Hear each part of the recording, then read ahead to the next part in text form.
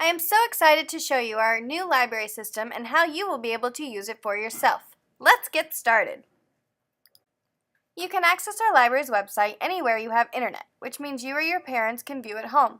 The website is myfccs.follettdestiny.com, which will take you to this page.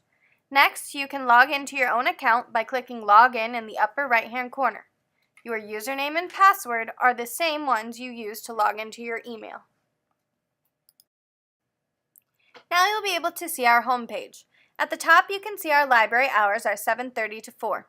You can also see my email underneath if you need to contact me. The text that is scrolling by will contain an important message that I want everyone to see. Next, you will see a form for requesting new books that you would recommend for our library. Fill out your name, the name of the book or series it's in, the author of the book, and why you want the book in the library. Lastly, if you have any other comments or suggestions for the library, you can add them here. Then click Submit. I will review all entries and do my best to get any material that fits with our library. Let's go back to the top where our main tabs are. We are already on the Home tab. Now let's jump over to the My Info tab. This will give you a quick view of your account. You can see the items you have checked out, including their due dates, your fines, which you won't have because you'll always turn your books in on time.